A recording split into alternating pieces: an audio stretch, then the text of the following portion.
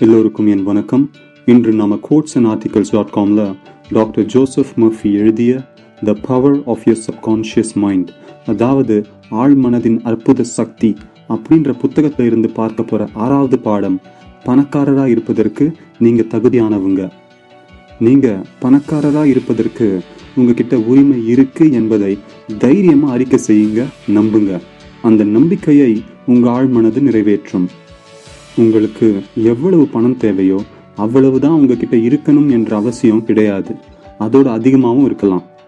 உங்களுக்கு என்னென்ன செய்யணுமோ எப்பப்போ செய்யணுமோ அதற்கு தேவையான பணம் எப்பவுமே இருந்து கொண்டே இருக்கணும் என்று எதிர்பாருங்க. உங்க செழிப்பின் எதிர்பார்ப்பை உங்க ஆழ்மனதில் எப்போதும் நிரப்பிக்கொண்டே இருங்க.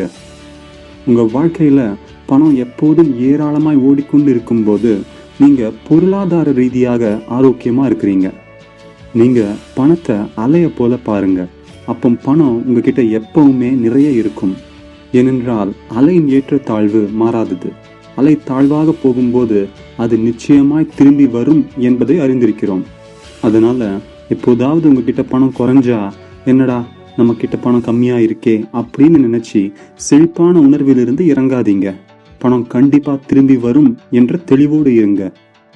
நீங்க ஆழ்மனதின் சட்டங்களை தெரிஞ்சுக்கிட்டீங்கன்னா உங்க அனைத்து தேவைகளும் எப்போதும் சந்திக்கப்படும். சிலர்கிட்ட பணம் எப்பவுமே குறைவா இருக்குதுன்னு அவர்கள் எப்போதும் பணத்தை குறை சொல்லிக் கொண்டே இருப்பார்கள். நீங்க எதை குறை சொல்லிக் கொண்டே இருக்கிறீர்களோ அது உங்ககிட்ட குறைவாதான் இருக்கும். அதே நேரத்துல பணத்தை உங்க கடவுளாக்கிடாதீங்க. பணம் செழிப்புக்கு ஒரு அடையாளம் மட்டும்தான்.